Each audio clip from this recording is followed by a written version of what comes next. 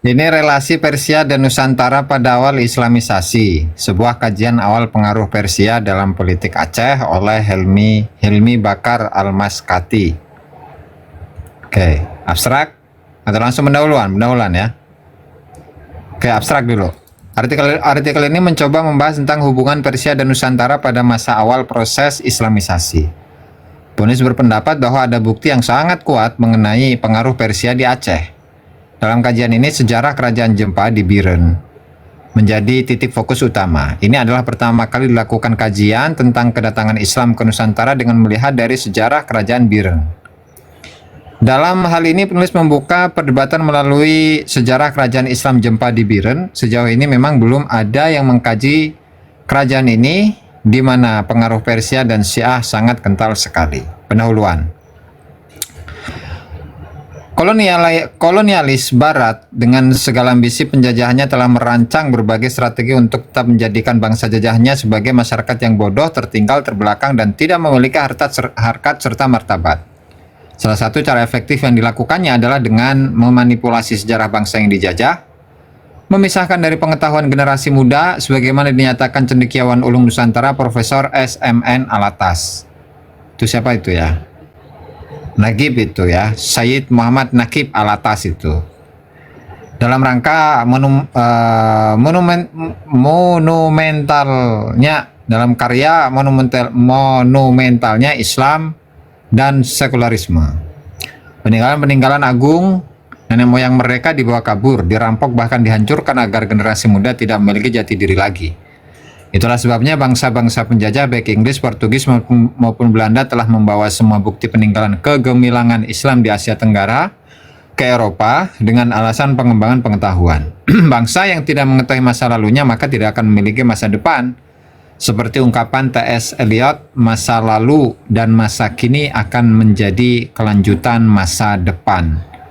Atau seperti diungkapkan Profesor Alatas dalam uraya untayan syair indah, hati yang hampa, tiada mengandung sejarah bangsa, tiada akan dapat tahu menilai hidup yang mulia. Penyimpan kabar zaman yang lalu menambah lagi pada umurnya, umur berulang kali ganda. Islam dalam sejarah dan kebudayaan Melayu 1972. Itulah sebabnya Profesor Alatas menganggap sejarah sangat penting dari sudut memahami dengan sebenarnya perjalanan jauh sebuah bangsa, memahami pencapaian-pencapaian agung dan mengelakkan kesalahan-kesalahan masa lalu, dan mengambil pelajaran atau itibar yang juga dianjurkan oleh Allah Subhanahu wa Ta'ala dalam Al-Quran dan mayoritas cendekiawan.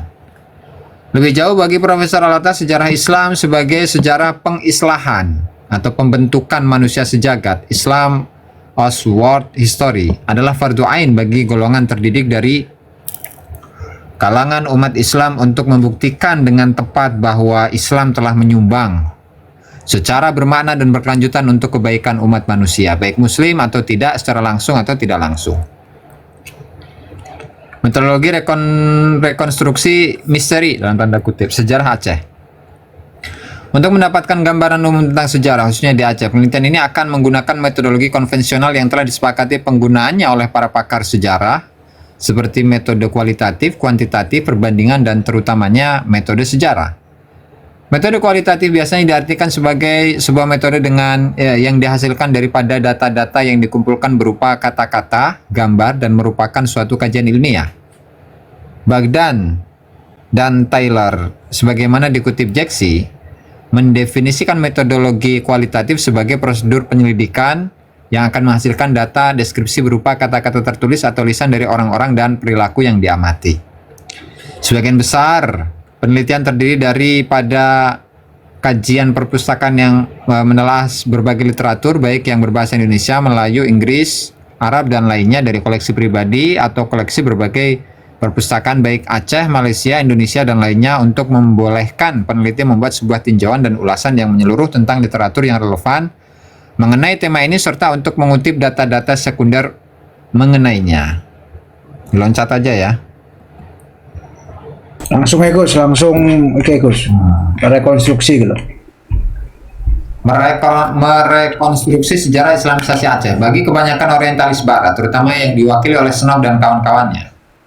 Sejarah masyarakat Aceh para Islam digambarkan sebagai sebuah bangsa barbar nomaden atau kurang lebih seperti Papua Bali yang telanjang dan tinggi pohon.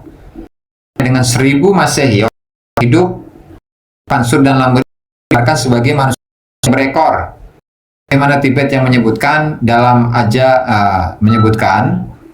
dalam Ajaibul Hind yang ditulis tahun 1000 Masehi menjelaskan banyak referensi mengenai Lamberi. Itu ada itu Gus, nanti saya kirim lah Ajaibul Hind ya. Muhammad bin Babisat melaporkan di Pulau Lamburi terdapat jerapah yang tingginya tidak terkira. Dikatakan bahwa pelaut-pelaut yang terdampar di Fansur terpaksa harus pindah ke Lamburi.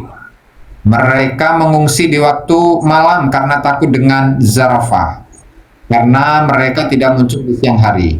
Di pulau ini juga terdapat semut-semut raksasa dalam jumlah besar, terutama di kawasan Lamburi. Kemudian Lubu bilang, yang merupakan sebuah teluk. Tibet identifies this with Lo Belang Raya atau Teluk Balang. Terdapat orang-orang yang memakan manusia. Orang-orang kanibal ini mempunyai ekor dan menghuni tanah antara Fansur dan Lamburi. Jika pada tahun 1000 Masehi saja keadaan masyarakat Aceh seperti gambaran di atas, maka bagaimana keadaannya 1000 atau 2000 tahun sebelumnya? Tentu digambarkan lebih biadab lagi. Dengan referensi yang dikemukakannya, para orientalis ini telah merekayasa sejarah dengan sumber data yang tidak jelas dan tidak dapat dipertanggungjawabkan keabsahannya. Masyarakat Aceh sudah tumbuh berkembang dalam keagungan peradabannya sejak beribu-ribu tahun lalu, dilukiskan sebagai sebuah masyarakat primitif dan tidak tersentuh peradaban. Padahal kenyataannya sangat jauh berbeda. Berdasarkan penelitian kontemporer, masyarakat Aceh adalah satu rumpun bangsa tua yang telah berhasil membangun sebuah entitas budaya dan peradabannya sendiri sesuai dengan kemajuan dan perkembangan zamannya. Dari penemuan peninggalan-peninggalan situs sejarah dan benda-benda yang menyertainya, dapat diketahui bahwa di Aceh pernah timbul berkembang sebuah peradaban yang digerakkan oleh kerajaan Indrapura, Indrapurba, Indrapatra, dan lain-lainnya. Hubungan dagang Aceh dengan negara di sebelah barat, terutama India, Persia, Yaman, Mesir, maupun Romawi dan Cina telah membentuk masyarakat berperadaban tinggi di Aceh sebelum ketibaan Islam. Walaupun belum mendapatkan data-data primer tentang masalah ini, namun kita dapat menggunakan data-data sekunder yang bertebaran dalam informasi yang ditulis oleh para cendekiawan. Penelitian para pakar sejarah menyebutkan bahwa peradaban Aceh adalah di antara peradaban tua di wilayah Nusantara, namun belum banyak bukti yang dapat dikemukakan tentang kegemilangan masa lalu peradaban Aceh, yang menurut beberapa penelitian para ahli disebabkan oleh beberapa faktor, diantaranya satu, belum diadakannya penggalian terhadap situs sejarah purba secara serius dan menyeluruh akibat pertimbangan politik ataupun konflik berkepanjangan.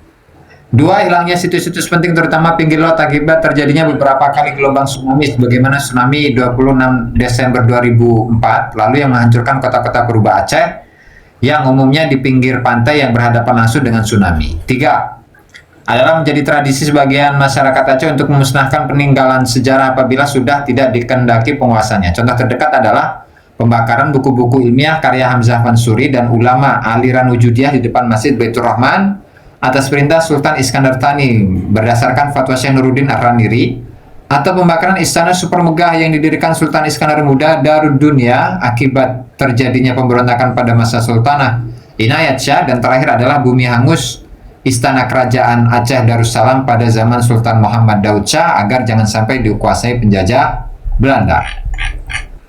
Oke, terus lanjut ah. Mungkin langsung iki Gus. Lek anu sowen iki kerajaan Islam ya Gus. Nah, oke. Kerajaan Islam pertama Nusantara Kerajaan Jempa Aceh.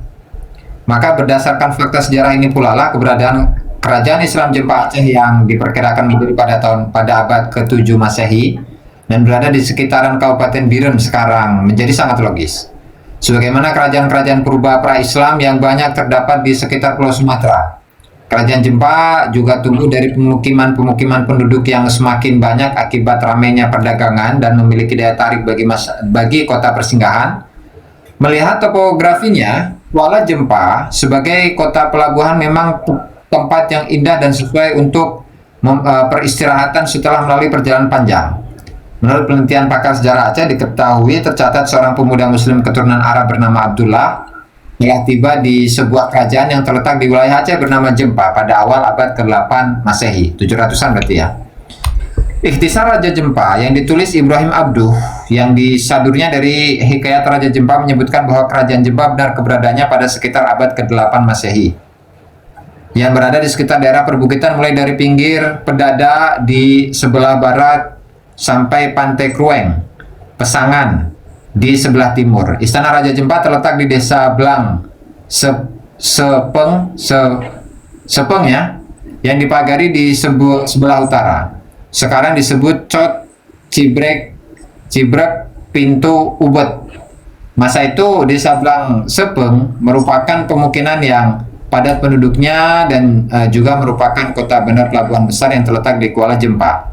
Dari Kuala Jempa sampai Blang Sepeng ada sebuah alur yang besar, biasanya dilalui oleh kapal-kapal dan perahu-perahu kecil. Alur dari Kuala Jempa tersebut membelah desa Cot Bada langsung ke Cotcut Abek Usong atau ke Pintu Rayek atau Pintu Besar. Sebelum kedatangan Islam di daerah Jempa sudah berdiri salah satu kerajaan Hindu purba Aceh yang dipimpin turun-temurun oleh seorang merah.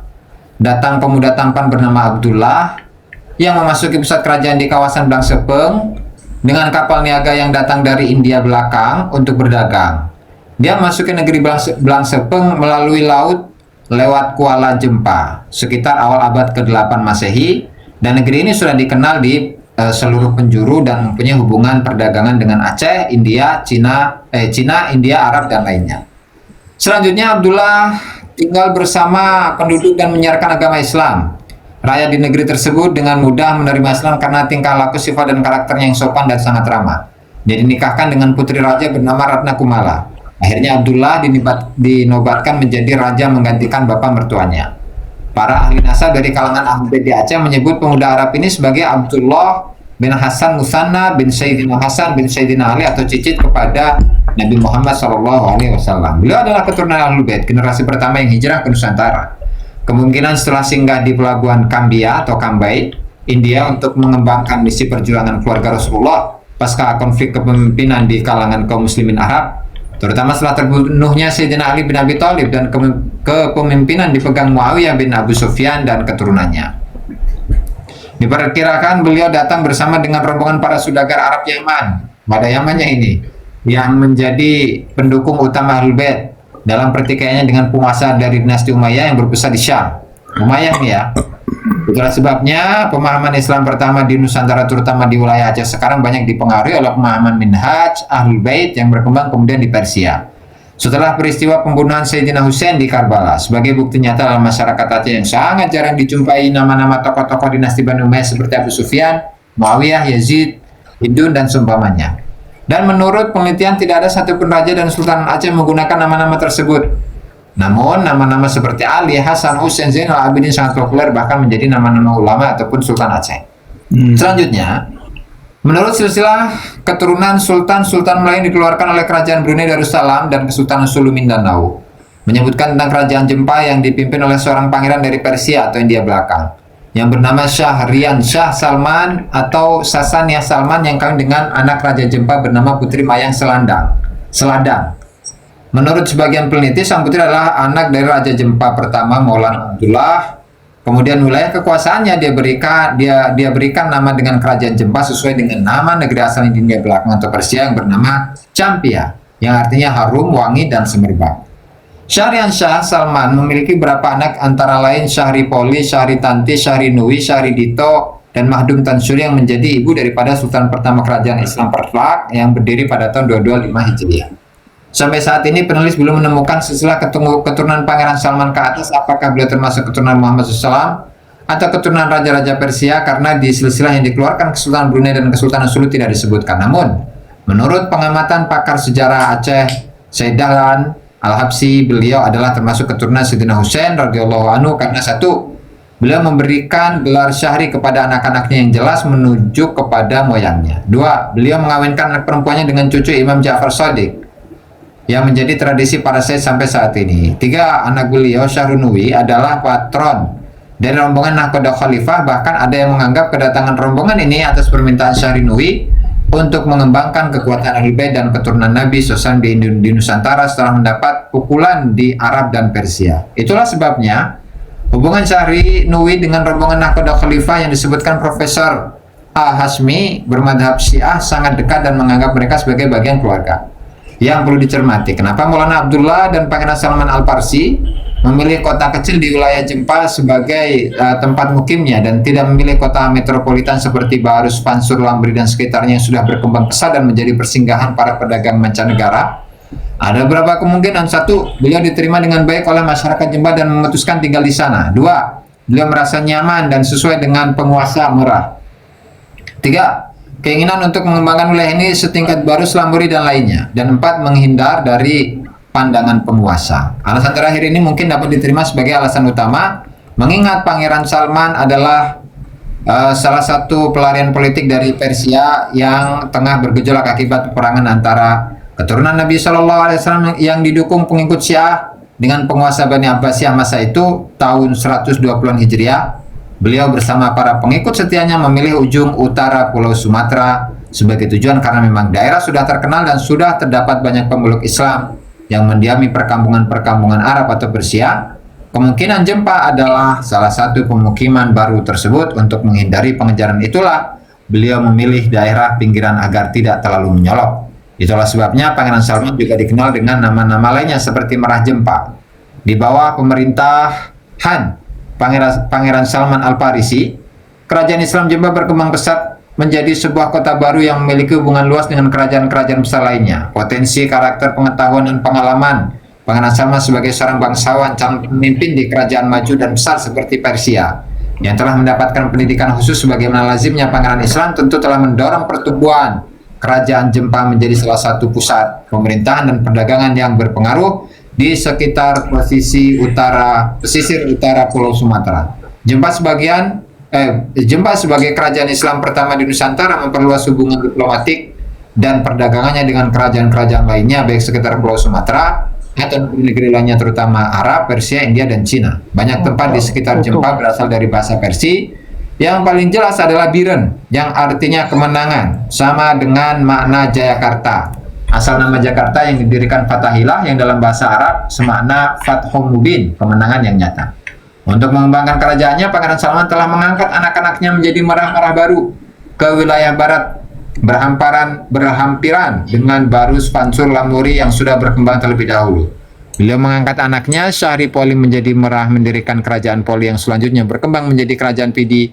Ke sebelah timur, beliau mengangkat anaknya Syahri Nawi sebagai merah di sebuah kota baru bernama Perlak pada tahun 804. Namun dalam perkembangannya, kerajaan Perlak tumbuh besar menjadi kota pelabuhan baru, terutama setelah kedatangan rombongan keturunan Nabi yang dipimpin Nahkoda Khalifah berjumlah 100 orang. Syahrinui mengawinkan adiknya Mahdum Tansuri dengan salah seorang tokoh rombongan tersebut bernama Maulana Ali Al-Mutabar ini ya, atau Al-Haris bin Muhammad bin Ja'far As-Sadiq, cicit kepada Nabi Muhammad SAW. Dari perkawinan ini lahir seorang putra bernama Maulana Said Abdul Aziz, dan pada 1 Muharram 225 Hijriah atau tahun 840 Masehi dilantik menjadi raja dari kerajaan Islam Perlak dengan gelar Sultan Alauddin Said Maulana Abdul Aziz Shah. Melalui jalur perkawinan ini hubungan erat terbina antara kerajaan Islam Jempa dengan kerajaan Islam Perlak. Karena wilayahnya yang sangat strategis, kerajaan Perlak akhirnya berkembang menjadi sebuah kerajaan yang maju, menggantikan peran dari kerajaan Islam Jempa. Setelah kerajaan Islam Perlak berdiri pada tahun 840 Masehi tumbuh dan berkembang, maka pusat aktivitas Islamisasi Nusantara pun berpindah ke wilayah ini. Dapat dikatakan bahwa kerajaan Islam Perlak adalah kelanjutan atau pengembangan daripada kerajaan Islam Jempa yang sudah mulai menurun peranannya. Namun secara diplomatik kedua kerajaan ini merupakan sebuah keluarga yang terikat dengan aturan Islam yang mengutamakan persaudaraan. Apalagi para sultan adalah keturunan Nabi Muhammad SAW yang senantiasa mengutamakan kepentingan agama Islam di atas segala kepentingan duniawi dan diri mereka. Bahkan dalam silsilahnya, Sultan Perlak yang kelima berasal dari keturunan kerajaan Islam Jempa. Suasana terjadi kondusif di wilayah Aceh yang jauh dari perpecahan dan tiranisme seperti yang terjadi di Jazirah Arabia akibat perebutan kekuasaan dari Bani Umayyah atau penggantinya Bani Abbasiyah, menjadikan keturunan Nabi Muhammad Maulana Abdullah, Pangeran Salman Al-Farisi, dan para pengikutnya mapan di wilayah Aceh dan sekitarnya dan mengembangkan pemahaman keislamannya yang lebih dekat kepada pemahaman Ahlul Bait. Dengan karisma dan pengaruh yang dimilikinya, beliau dapat menyeru masyarakat untuk memeluk agama Islam serta berhasil berdakwah kepada raja-raja di wilayah sekitar Aceh yang selanjutnya menjadi kerajaan Islam yang dipimpin oleh para keturunan Nabi Muhammad dari suku Quraisy sebagaimana disebutkan dalam hadis Al-A'immatu min Quraisy itu dan seterusnya itu hadis-hadis itu ya. Oke. Maka tidak berlebihan jika dikatakan di wilayah Aceh pada awal perkembangan Islam bersama dengan terjadi perbedaan pendapat antar madhab di Jazirah Arabia yang menjadi beberapa aliran besar madhab, telah berkembang pula faham keagamaan yang pada dasarnya tidak memiliki hubungan dengan pertikaian antar madhab di dunia Arab. Akibat tes. Oke. Ini udah panjang banget. Coba ditampilin rekonstruksi silsilah berdasarkan tulisannya Dr. Hilmi Bakar, Gus Yakin. Jadi biar kita nggak bingung ya. Rekonstruksi silsilah. Ada tuh di WA Gus Yakin. Saya yang sampai nisor ya. Enggak, yang atas aja enak banget tuh ya, sampai bawah tuh. Kalian harus ke Aceh dulu tuh baru tahu nanti kan.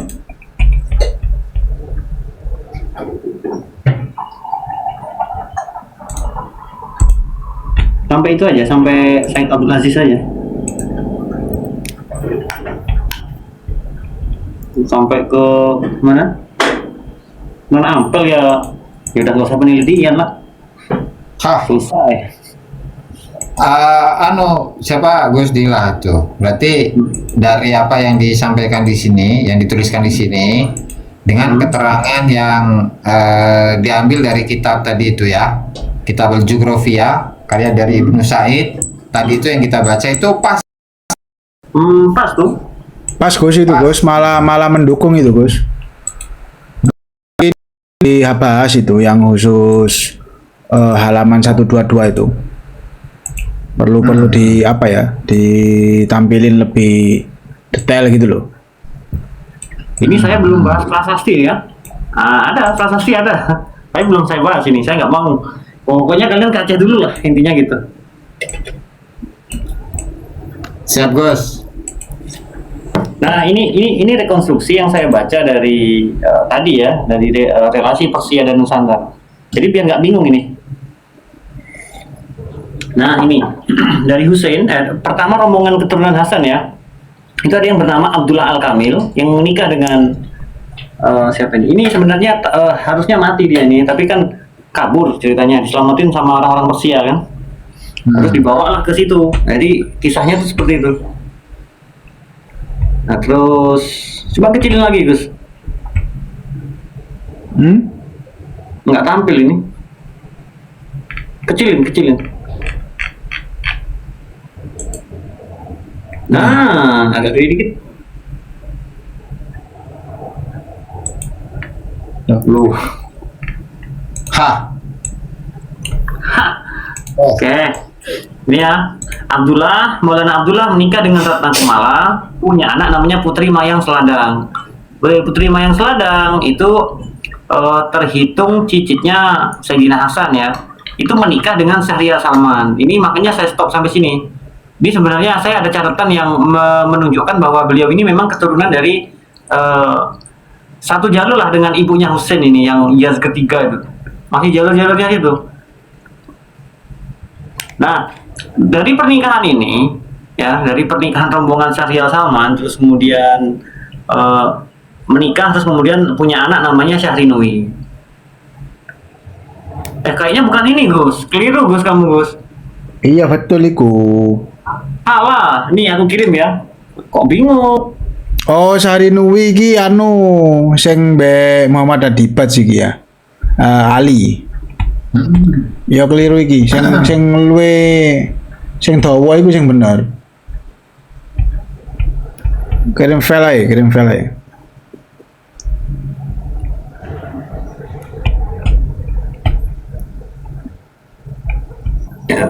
Ini Ini yang baru anu kan, dibaca betul-betul ini.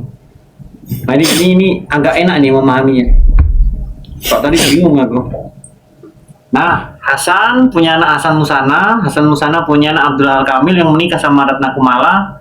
Tapi Abdul Al Kamil ini balik lagi nih ceritanya. Di penjara dia. Terus kemudian punya anak perempuan, Putri Mayang Seladang yang nikah sama rombongannya ini. Jadi ini mungkin rombongan kedua ya, Syahrial Salman ini. Nah, terus punya anak Syahrinui dan yang paling bungsu itu Mahdum Tansuri. Nah, nanti Syahrinui punya anak namanya Mahdum Khudawi nanti. Nah, dari Putri Mahdum Tansuri ini dia menikah dengan Ali Al-Mu'tabar, punya anak Sultan Alaidin Maulana Abdul Aziz ini. Nah, nanti istrinya namanya ini jadi gimana ya? Bulat gitu, menikah gitu. Menikah sama sepupu sendiri.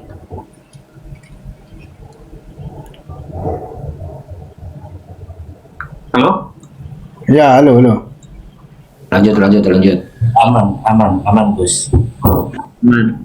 Nah, ini kalau ke bawah nanti ada silsilahnya yang sampai ke Malik Ibrahim ada. Cuma ini saya stop sampai sini karena pembahasannya menurut apa yang ditulis oleh Dr. Hilmi Bakar dan disamakan dengan silsilah yang ada di Brunei.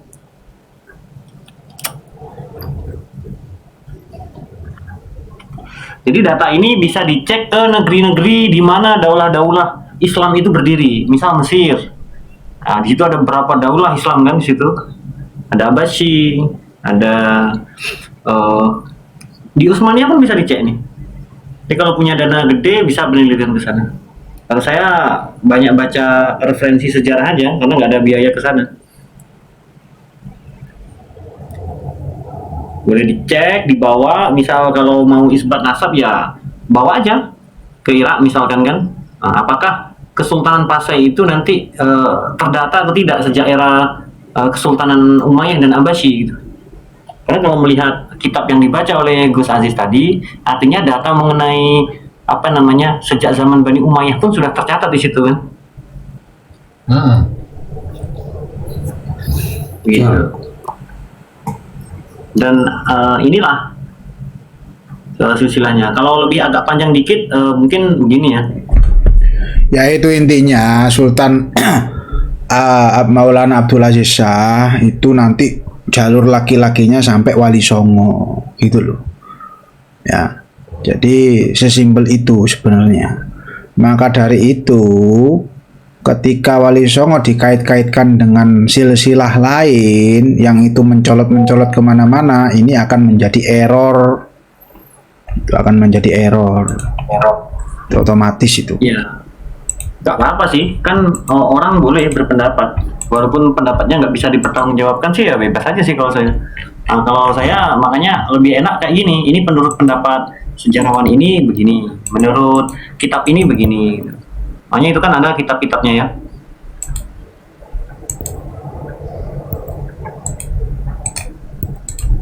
Coba dibuka yang terakhir guys, yang barusan aku kirim itu. Yang tengahnya nggak usah dikasih tunjuk, sampai ke ini aja. Sampai ke Malik Ibrahim aja. Atau Malikus Saleh boleh, Malikus Saleh kan udah terlanjur ke ekspos juga Malikus Saleh di Mabes ya.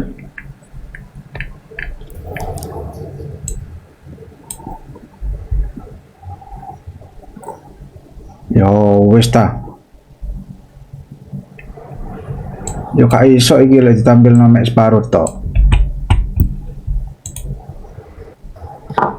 Sik.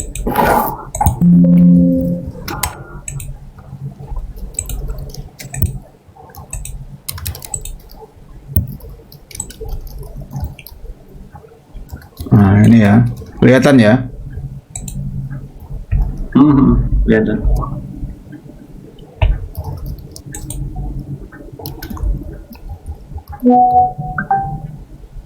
Itu 2, 3, 4, 5. Maulana Iska, Malika Narisha, Fatimah, Ali Murtado, sama Ali Rahmatullah. Sunan Rahmat ini sebenarnya. Saya kalau pakai versi Aceh itu sebenarnya Sunan Rahmat tuh, bukan Sunan Ampel. Yo, iku kan Tapi sebutan tahu iku. Sunan Rahmat itu adalah Sunan Ampel kan? Wong Tahu tinggalnya orang sana tahu Bang. tinggalnya di Ampel ya namanya Sunan Ampel. Ah, benar. Ini sementara yang terlacak ya. Jadi sebenarnya Malika Narasya itu anak pertama. Maulana Ishak ini kalau nggak adiknya Nyi Ageng Pinate atau masnya. Jadi anak tengah gitu loh. Lalu nanti Ali Murtado sama Sunan Ampel itu lain, beda-beda ini ya. Beda masa sama ini Nyi Ageng Pinate. Jadi yang lahir di Jempa itu ya Sunan Ampel itu. Mungkin bisa saya jelaskan mengenai itu Gus, mengenai Ishak itu dan apa hubungannya dengan Pulau Besar itu Gus? Nggak apa-apa. Coba saya menjelasin. Nanti sebelum tanggal 10 kan dia kuat tuh. Oh, jangan nanti dicontoh kan mesti ada yang lihat nanti. Oh gitu ya. Nggak usah Gus, sementara. Rahasia. Jadi ketika Sultan Zainal Abidin I atau Maulana Malik Ibrahim ini kenapa kok harus menjadi sultan gitu kan? Itu bisa kita baca catatannya si Jin King. Pada ekspedisi pelayaran Cheng Ho itu bisa dibaca. Nanti akan paham kenapa kok Sultan Zainal Abidin ke Gresik gitu. Kan banyak tuh yang bertanya-tanya kan. Nah terus kenapa kok Sultan bapaknya Malik Ibrahim itu bernama Jumadil Kubro? Kemarin Gus Aziz pernah membahas mengenai kitab apa ya namanya? Kitab Muntakorik lah. Nah, mungkin Gus Aziz bisa ini membacakan kenapa kok Sultan Ahmad ini digelari Jamaluddin. Jadi ada datanya semua, bukan cocokologi gitu. Artinya siapapun yang menisbahkan kepada Jumadil Kubro atau Jamaluddin harus punya data. Kan itu kan? Betul. Kita tua-tuaan data aja lah. Tua-tuaan data kan gitu. Kita ada naskah abad 14. Jadi harus berani tarung data. Yes. Gitu. Cocok Gus. Paling simpel begini, kalau menolak catatannya Ibnu Battuta harus berani bilang kalau Ibnu Battuta itu berarti pendusta kan? Kan itu. Enak sebenarnya. Jadi ini namanya belajar sejarah dengan catatan yang primer. Ya. Sebenarnya saya nggak bisa nyebut itu catatan primer. Kenapa? Karena bagi saya primer itu bersifat bendawi yang berwujud fisik. Kalau saya gitu. Selama benda yang bersifat tulisan, yang mana tulisan itu tentu ditulis oleh seseorang, maka pandangannya itu tentu subjektif. Gitu kan? Tapi kenapa catatan asing yang sezaman itu bisa disebut sebagai sumber primer? Itu sebenarnya pengangkatan kelas sumber sejarah saja sebenarnya. Karena ditulis sezaman dan yang menemui orang-orang ini maka dianggap dan dikategorikan sebagai naskah sumber sekunder yang naik kelas menjadi naskah primer ya, sumber primer gitu. Kalau yang nggak sezaman ya nggak naik kelas, tetap sekunder. Gus, kalau yang di Tapel Adam itu apakah ada penyebutan Jumadil Kubro? Kalau Tapel Adam itu Jumadil Kubro gitu. Ada cuma gini, terjemahan itu tetap diragukan karena apa? Di situ ada kepentingan naskah-naskah babat. Karena apa? Di situ masih ada nama-nama Brawijaya, nama inilah. Tapi di situ ditekankan asalnya dari Pasenagari. Ya lucunya begini Gus, di naskah sebelum ada tulisan Brawijaya itu sebelumnya itu namanya Sri Narapati, terus kemudian di bait berikutnya kenapa berubah jadi Brawijaya gitu loh. Wow. Padahal dengan tulisan yang sama tapi diterjemahkan berbeda. Ya itu mungkin kepentingan lain lah kalau itu. Terus gini, saya kemarin mikir-mikir masalah Maulana Ishak ya. Jadi nisan yang sebelahnya Malika ya. Dibongkar ya? Hah? Dibongkar lah makamnya Maulana Ishak yang asli kan gitu. Iya, enggak, kita kan nganalisa karena di situ kan enggak terbaca gitu loh. Tetapi di situ kemungkinan memang itu sempat memimpin. Jadi gini, saya mikir-mikir gini, Sunan Giri kalau misalnya dikatakan anaknya Maulana Ishaq, lalu sempat pernah ke Jawa, ya, entah itu 5 tahun atau 3 tahun atau bahkan 10 tahun, itu kemungkinan besar memang mengikuti kakaknya yang bernama Nyai Ageng Pinatih. Akhirnya ketika kakak pertamanya wafat yang bernama Malika Nahrasia tahun 1428, Maulana Ishaq kembali ke Pasai untuk melakukan pertengahan kepemimpinan, kekosongan kepemimpinan, entah itu 3 tahun atau 5 tahun, akhirnya diberikan kepada Zainal Abidin Ra'ubabdar, ya, Zainal Abidin Ra'ubabdar, yang mana itu masih sepupunya, ya, sepupunya, nah, gitu. Entah Maulana Ishaq ini kembali ke Jawa lagi atau enggak, atau wafat di tahun-tahun sebelum 1438. Nah, disitulah Zainal Abidin Ra'ubabdar berkuasa sampai 1438. Jadi antara 1428 sampai 38 ini dipimpin oleh, kemungkinan ya, dipimpin oleh 2 raja, yaitu Maulana Ishaq dan Zainal Abidin Ra'ubabdar. Karena gimana? Ini nggak mungkin juga karena siapa namanya, Malika Nahrasia ini nggak punya penerus anak laki-laki. Gitu. Mau ngasihkan keponakannya, ini nggak ada yang menjadi penengah. Nah, disitulah Maulana Ishaq menjadi penengah sebelum kepemimpinan akhirnya diberikan kepada keponakannya, ya, sepupunya. Lalu ketika kemungkinan ini akhirnya Maulana Ishaq ini wafat di awal-awal tahun itu, ya, 30-an atau 35-an, 1430 sampai 35. Disitulah Sunan Giri, sebelum tahun-tahun itu Sunan Giri sudah ada. Itu. Akhirnya ketika Maulana Ishaq wafat, Sunan Giri diambil oleh Nyai Ageng Pinatih yang dianggap Sunan Giri ini nemu di tengah lautan. Padahal ini nyusul, Nyai Ageng Pinatih menyusul Sunan Giri ke Pasai karena masih kecil, ditinggal oleh ayahnya. Gitu. Ini Babat Sidoarjo. Abad berapa itu, Mas? Oh ya, abad 14. Sebelum lahir wis ditulis.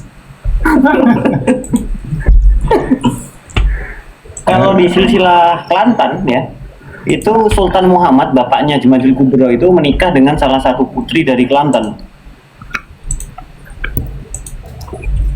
Nah, terus kalau mengenai Maulana Ishaq itu masyhur, memang di Pulau Besar Malaka pun masyhur karena dia menikah dengan siapa? Syarifah Fatimah binti Ali Nurul A'la bin Syarif Husain Jamaluddin. Gitu. Jadi punya anak namanya Syarifah Rodhiah. Nah, Syarifah Rodhiah ini yang dimakamkan di Pulau Besar Malaka. Itu bintinya Maulana Ishaq di sana. Ya, sebenarnya salah sebat aja itu. Assalamualaikum. Waalaikumsalam. Nggih.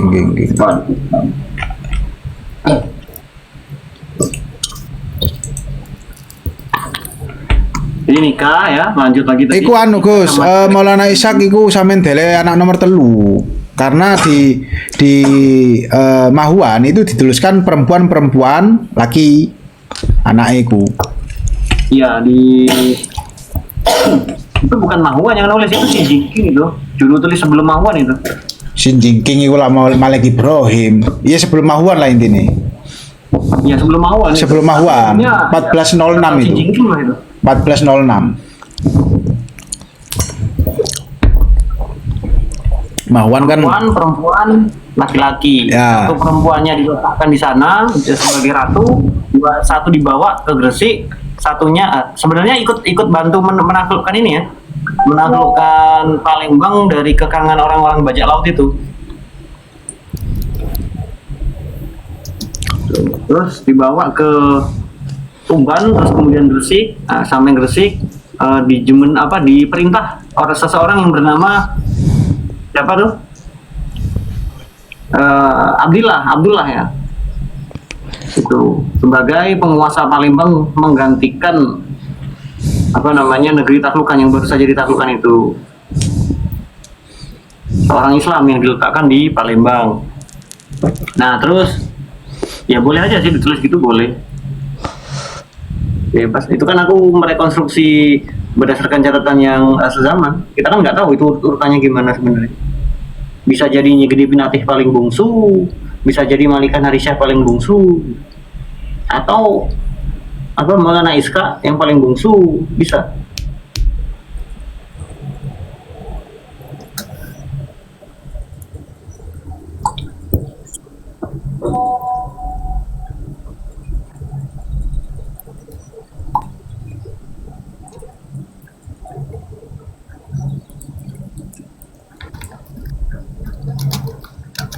Dan semenjak datangnya atau kakek Bantal ini menetap di Gresik, terus berkeluarga di sana dan ya menyebarkan Islam. Nah, inilah akhirnya membawa seluruh pate yang ada di tanah Jawa itu nanti. Nah, kelak seperti itu.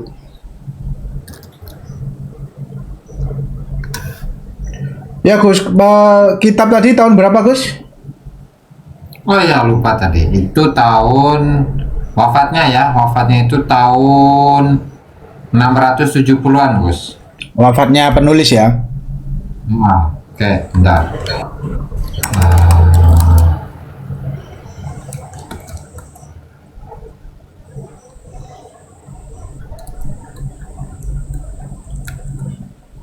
Wafatnya itu 673 atau 1274.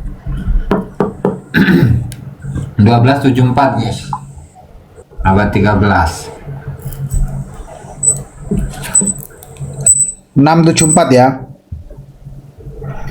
673 Hijriah atau Masehinya itu 1274. 1274 Masehi.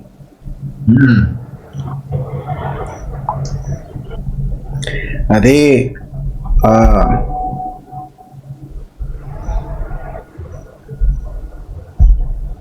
ada manuskrip Banten Gus dengan Gus.